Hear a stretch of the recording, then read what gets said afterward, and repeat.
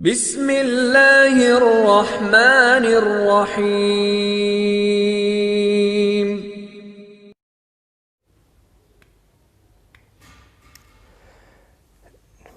Dear students, next ये हमारा question number 1 आप दोबारा शुरू करेंगे। असल में जो 1.6 एक्सरसाइज है इसमें दो तरीके हैं। एक तो इन्वर्जन मेथड है जो हम पहले ऑलरेडी कर चुके हैं, उसके हमने आखिरी दो क्वेश्चन स्किप कर दिए थे ताकि आप लोग खुद उसकी प्रैक्टिस करें। अब हम ये दोबारा क्वेश्चन करेंगे और हम इनको अब क्रैमर रूल से करना है। तो क्रैमर रूल अगर कंपेयर करें उसको इन्वर्जन मेथड से तो ये उससे ज़्यादा आसान है। तो अब हम इसको क्रैमर रूल्स के जरिए सॉल्व करेंगे। पेपर में जो क्वेश्चन आता है वो या तो इन्वर्जन मेथड से आता है या फिर आता है क्रैमर रूल से। तो इसलिए आपको ये दोनों ही मेथड सीखने चाहिए और ताकि आपको कोई भी क्वेश्चन आ जाए तो आप उसको सॉल्व कर सकें।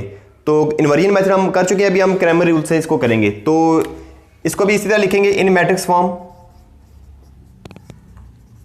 अभी हम कर रहे हैं क्रैमर रूल।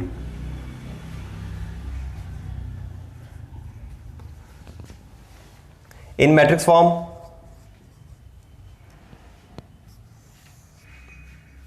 एक मैट्रिक्स, फिर एक छोटा मैट्रिक्स और इक्वल के दूसरी साइड पे भी एक छोटा मैट्रिक्स। तो यहाँ पर आ जाएगा 4 और 6, x और y, 2, -2, 3 और 2। अब हम यहाँ पर मैट्रिक्स बनाएंगे। एक हमारे पास पहला मैट्रिक्स है A। तो ये तो हमारे पास A है, ये x है, ये B है। तो A मैट्रिक्स यही जो आपके पास बना हुआ है कोफिशिएंट्स का, यही A मैट्रिक्स है। इसको आपने A मैट्रिक्स कहना है। 2, -2, 3 और 2। उसके बाद हमने बनाना है AX मैट्रिक्स। AX मैट्रिक्स आपने जब बनाना है तो उसका तरीका ये है कि ये जो X वाला कॉलम है ये आपने छोड़ देना है। ये X वाला कॉलम है, ये X वाला कॉलम है, ये Y वाला कॉलम है। जब X की बात होगी तो आपने ये X वाला जो कॉलम है ये छोड़ देना, आपने इसकी जगह खाली छोड़ देनी है। Y वाला लिख लेना है, वो -2 और +2 है। -2 और +2 लिख लेना है। और ये X वाला कॉलम है, ये Y वाला कॉलम है। तो जब AX लिखना है तो आपने X वाला खाली छोड़ देना है, Y वाला लिखना है।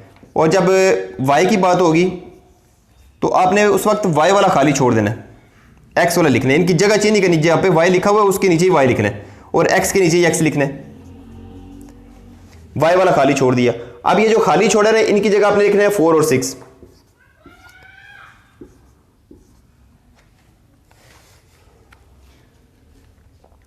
इनकी जगह आपने लिख लेना है 4 और 6 जो खाली जगह छोड़ी थी।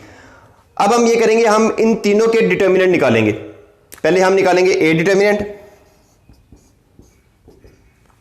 तो A डिटर्मिनेंट आपको पता है कि 2 ब्रैकेट्स -2 ब्रैकेट्स, ये A की बात हो रही है।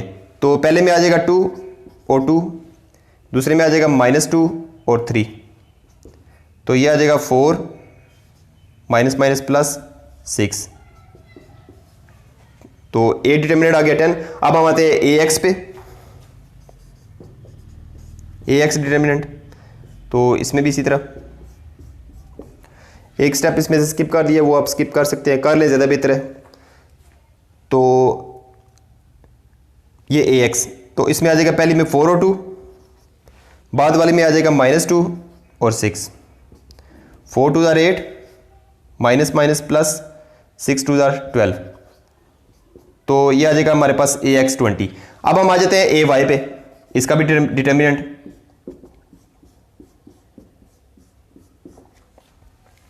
आ जाएगा 2 और 6, 4 और 3। तो ये आ जाएगा 6 2 = 12,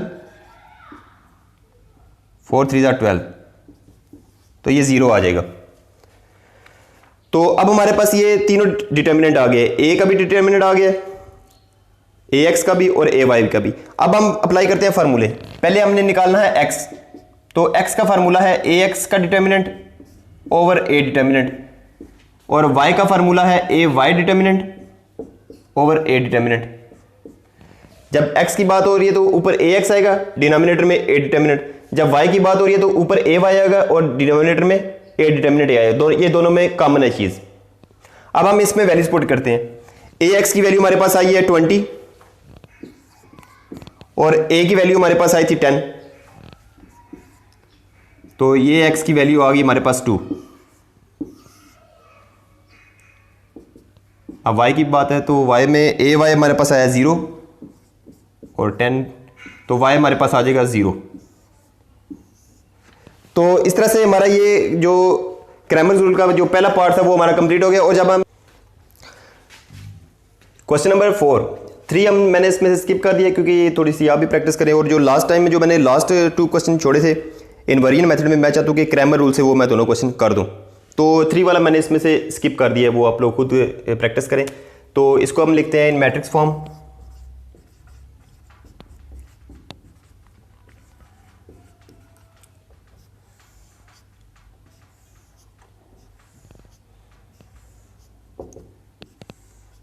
-6 -10 आखिरी वाले में आ जाएगा, यहाँ पर आ जाएगा x और y, यहाँ पर आ जाएगा 3 -2 5 और -2। तो ये हमारे पास आ जाएगा a x और b। अब a मैट्रिक्स जो होगा वो यही वाला होगा 3 -2 5 और -2। ax जो मैट्रिक्स हमारे पास आएगा उसमें आपने ये जो x वाला कॉलम है ये खाली छोड़ देना है, y वाला लिख लेना है y की जगह पे। जब ए वाई की बात होगी तो आपने जो y वाला कॉलम है ये आपने खाली छोड़ देना है, इसकी जगह यहाँ पे छोड़ देना, ये वाला लिख लेना आपने। जब ए एक्स की बात होगी तो x वाला छोड़ना है, जब ए वाई की बात होगी तो ए वाई वाला आपने छोड़ना है। अब ये जो खाली छोड़े हैं इनकी जगह आप लिख लें ये b वाले -6 और -10 -6 और -10। अब हम इन तीनों के डिटर्मिनेंट निकालेंगे। सबसे पहले a का डिटर्मिनेंट निकालते हैं हम।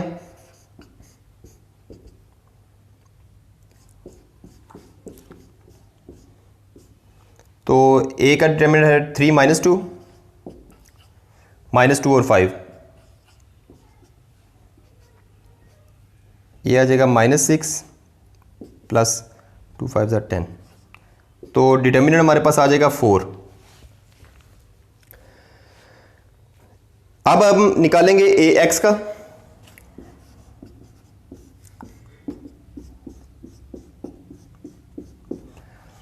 ये आ जाएगा -2 -6 -2 और -2 इंटू -10, 6 2 12 हो जाएगा, minus minus plus plus minus minus, 2 10 20। तो हमारे पास आ जाएगा -8। अब हम निकालते हैं ए वाई का, ए वाई डिटर्मिनेंट। तो इसी तरह 2 ब्रैकेट -2 ब्रैकेट, तो पहले आ जाएगा 3 और -10 -6 और 5, तो ये आ जाएगा -30 प्लस 30।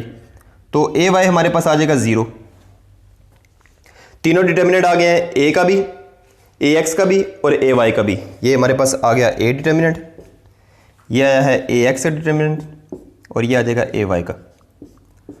अब हम वैल्यूज पुट करते हैं। पहले हमारे पास है एक्स, एक्स का फार्मूला है ए एक्स का डिटर्मिनेंट ओवर ए का डिटर्मिनेंट, और वाई का फार्मूला है A Y determinant over A determinant.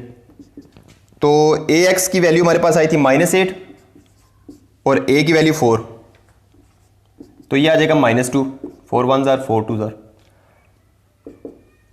ये एक्स की वैल्यू आ गई। ए वाई की हमारे पास आई है 0 और ए की वैल्यू हमारे पास है 4, तो 0 को किसी भी नंबर से डिवाइड करें तो आंसर आपका 0 ही आएगा। तो इस तरह से हमारा ये क्वेश्चन भी कंप्लीट हो गया। हमारे पास x की वैल्यू आई है -2 और y की हमारे पास आई है 0।